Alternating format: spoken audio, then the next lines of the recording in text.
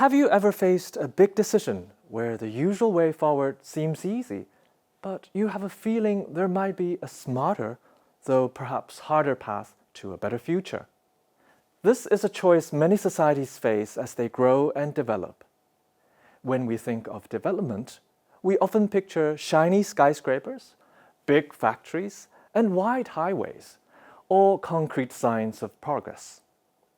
But what if the most important part of growing as a society isn't just about these buildings and roads, but about our connection with nature? For a long time, the story of development often went like this: use nature's resources, build industries, create wealth, and then maybe deal with the environmental mess later. We saw city skies get darker and rivers get polluted. This path brought material progress, but often at a huge cost to our planet, a cost we're all still dealing with today. Now, as China continues its own journey of modernization, a big question comes up.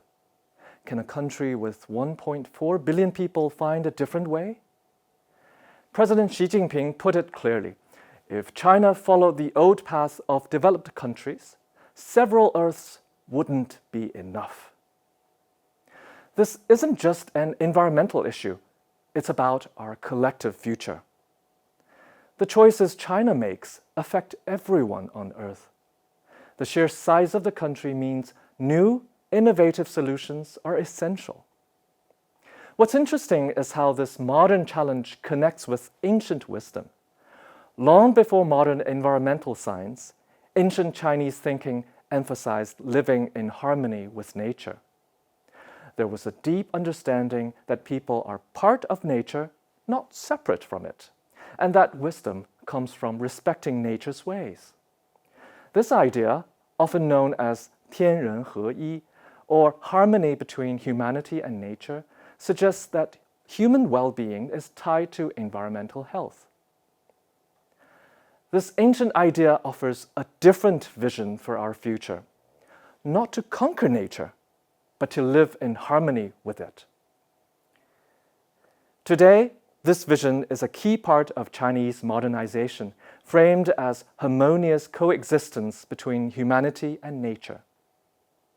A popular saying you might hear is, "Lucid waters and lush mountains are invaluable assets." This idea changes how we see development. It means that a healthy environment isn't something to be sacrificed for economic growth. A healthy environment is a source of wealth and well-being. But big ideas and policies, no matter how good, need people to make them happen. They need individuals to take responsibility and act, especially in places where nature needs the most help. So, who turns these important ideas into real, everyday actions? Increasingly, the answer is China's younger generation. They aren't just waiting for solutions. They are creating them. Their efforts show that taking care of the environment is a long-term commitment, following nature's own patient pace, not our rushed schedules.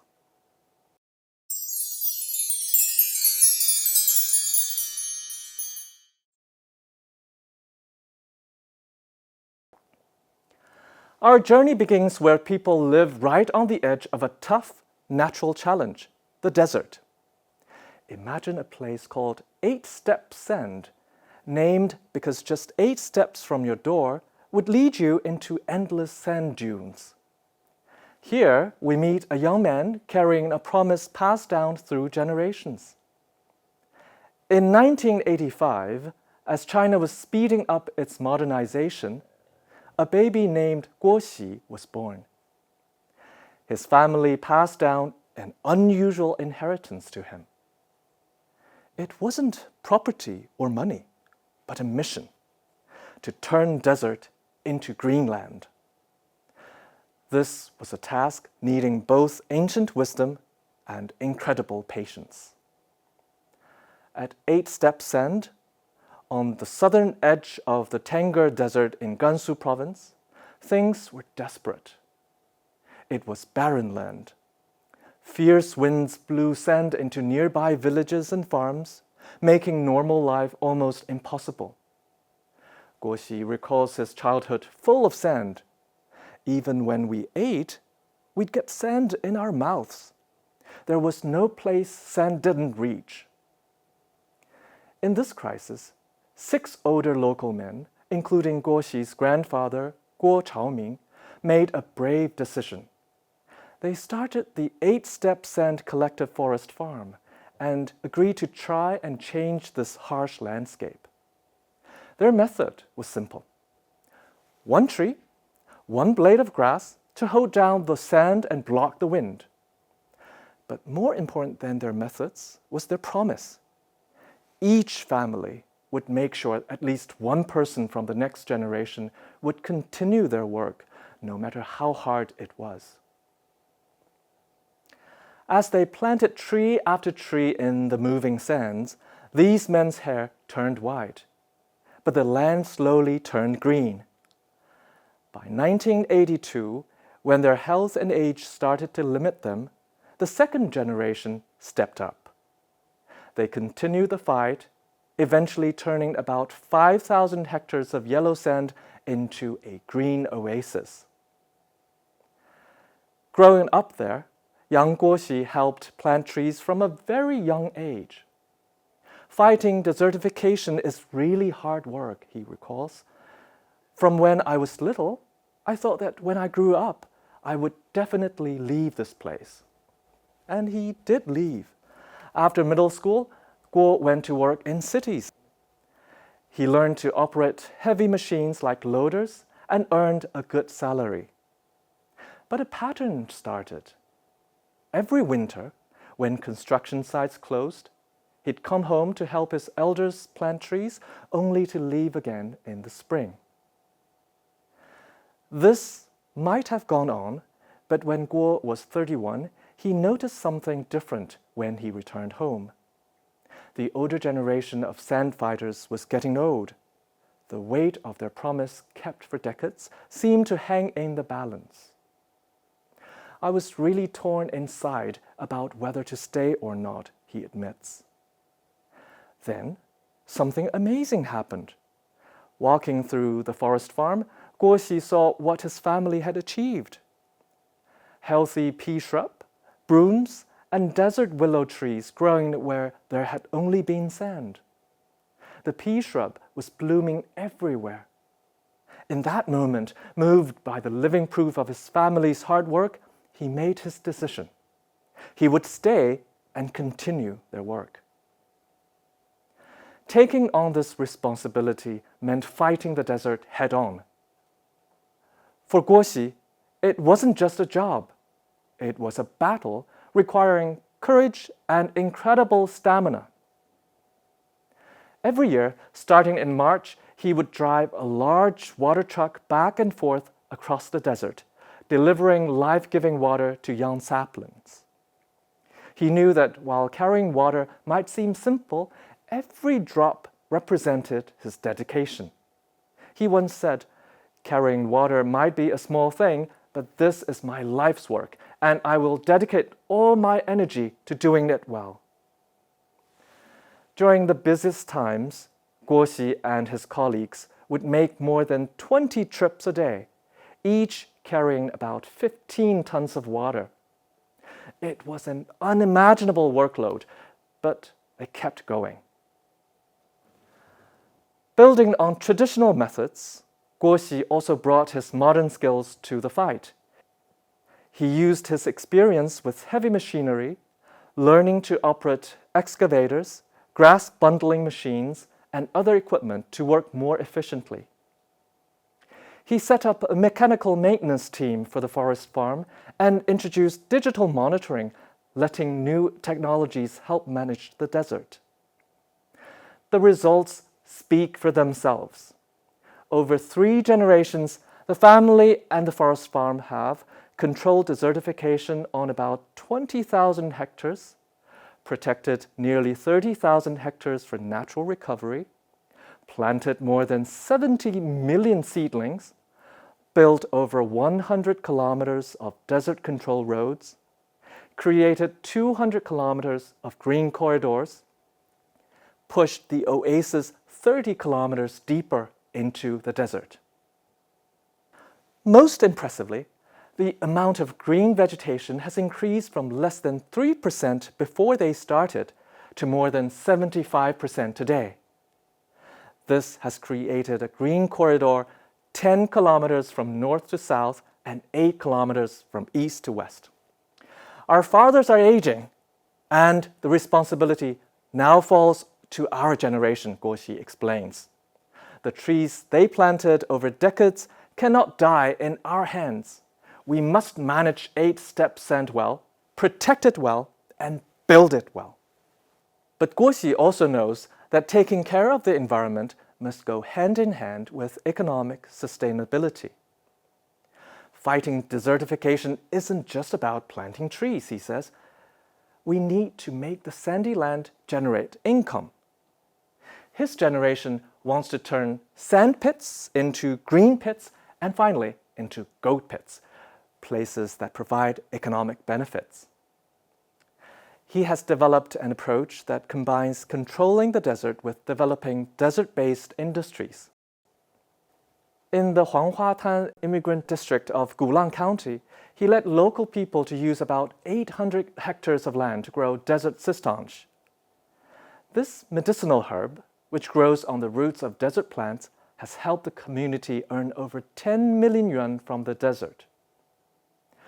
Guoxi has also helped start fruit tree plantations and a desert free-range chicken farm, even creating the 8-step sand free-range chicken brand.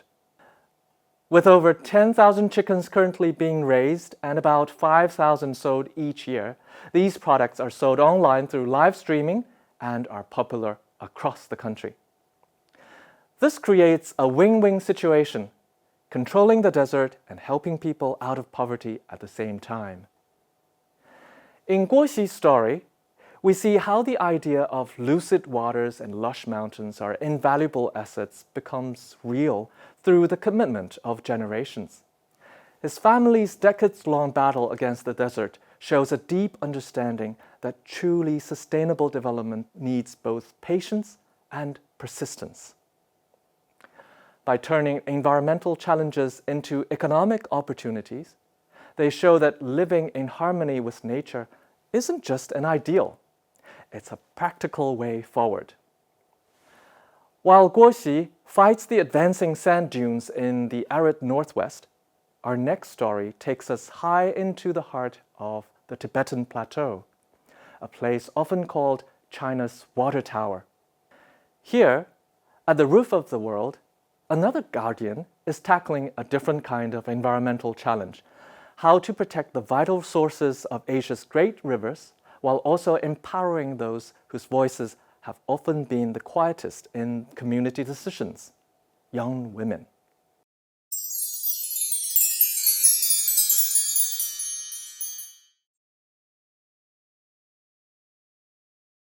While Guoxi and his community battle the sands in Gansu, our journey now takes us to a very different but equally vital ecological frontier: the vast grasslands of Qinghai province. High on the Tibetan plateau lies a land known as Sanjiangyuan, or Three River Source. It's a world away from the desert, yet it shares a profound connection. It's another place where human life and nature's balance are deeply intertwined. This is the birthplace of the Yangtze, Lancang, and Yellow rivers, lifelines for hundreds of millions of people. Here at the roof of the world, a new generation of guardians is stepping up, and many of them are young women, using their wisdom and strength to protect this critical ecosystem. Take Ba Yang from Nasoni village. Her journey shows the change that's happening. Ba Yang's family is one of 78 in her village living a zero-waste lifestyle. This means they've stopped using plastic bags and disposable items to protect the precious water sources. This idea of zero waste really took off when local groups realized something important. While environmental messages were often shared with men, it was the women who managed the households. They were the ones who knew best how to make zero-waste living a reality. Ba Yang, once shy, found her voice and purpose through these efforts. After finishing school, her life was a cycle of chores and herding, but joining a new network for female environmental protectors in 2021 changed everything. This network, the Sanjiangyuan Female Environmental Protection Network, initially brought together 25 local women, with an average age under 30. It was founded by young community leaders like Dongzhou Chupe from the Snowland Great Rivers Environmental Protection Association, who recognized that women's deep knowledge of the land was often overlooked in conservation efforts. They sensitively created a space for women, led by women, focusing first on skills like traditional handicrafts made with eco-friendly materials. This built confidence and family support. And it's young women like Ba Yang who are now leading the way. She learned to make bread, soap, and eco-friendly bags. She embraced a zero-waste life so thoroughly her mother joked she'd become a different person. Ba Yang even helped make 1,000 eco bags for an order and created a short film about her journey, finding my dream self. She's not alone. Across Sanjiangyuan, young women like Ba Yang are actively protecting their ancestral lands. These young women are transforming their communities. They gather for training, learning about public speaking, ecology, and health. Then they share this knowledge while herding yaks or at festival gatherings. This builds confidence and spreads awareness. They create stories and videos, adding a vital female eye to environmental protection. This offers them new economic opportunities through green crafts and a stronger voice in their communities. For instance, in Ganda village, women representatives now actively speak up in the community's Natural Resource Co-Management Committee. Their environmental commitment is seen in many ways. Herders stopping their work to collect garbage, protecting water sources, monitoring wildlife, setting up waste reduction systems, and bringing back traditional crafts that are good for the ecology. They understand that protecting the environment is directly linked to their lives and their future. Progress takes patience here. Life moves with nature's rhythm. The team adapts with home visits and flexibility. Despite minimal funding and fewer than 10 core members, the impact of these young women is growing. They're showing what altruism truly means, doing good for others and for the land, which ultimately benefits everyone. The goal is for these women to lead independently, driven by their own awareness and ability. Like ripples spreading across water, the potential of these young women, once quiet, is now creating bright spots of change across the vast grasslands. They're proving that even the quietest voices, when filled with responsibility and respect for the land, can change their world and protect Asia's critical headwaters. As our journey across China ends, from Gansu's deserts to Qinghai's high-altitude headwaters, we see a powerful truth. We've met young guardians full of resilience. Guoxi, whose family's persistence holds back the sands, and young women in Sanjiangyuan, weaving traditional wisdom with new ways to protect their environment. These stories tell us something vital about China's path towards an ecological civilization. Policies provide the outline, but the real energy for this change comes from ordinary young citizens. Facing huge challenges, they choose to act every day to care for their environment. It's here, on the ground, that big ideas like shouldering responsibility and taking proactive initiative become real. A quiet daily rhythm often led by the young, that's more powerful than any official announcement. This is even more striking because these efforts are happening in China's toughest landscapes, where nature constantly tests human determination. Yet, it is precisely here that young individuals are refusing to give up. They're stepping up and claiming their role as guardians. Consider what this tells us about progress. Often, modernization means leaving tradition behind, but these young guardians show a different way. They skillfully blend timeless local knowledge with modern needs. Guo Xi uses techniques passed down through generations, while the young women of Sanjiangyuan combine their deep understanding of ecology with new skills to organize and lead. This isn't just adapting, it's creating something new and powerful. These examples make us think, how would our understanding of development change if we truly listened to young people living closest to our most fragile ecosystems? What can global environmental movements learn from these examples of patience, cultural understanding, and solutions led by local youth? How do we balance the urgent need for environmental action with the patient work of empowering young people and communities? While similar dedication, a spirit of shouldering responsibilities and taking initiative exists worldwide, from young activists in the Amazon to youth conservation groups in Africa, the Chinese examples often show remarkable patience and a long-term view, especially among the youth. This reminds us that taking care of our planet follows nature's steady pace, not rushed deadlines. As we face growing environmental challenges, these young guardians remind us that the way forward isn't just about new technologies or policies. It comes from a deeper connection to the places we live and the understanding that a truly healthy planet is built when ordinary young people embrace extraordinary responsibility. The final thought, then, is an echo of their inspiring example, a call to young people everywhere.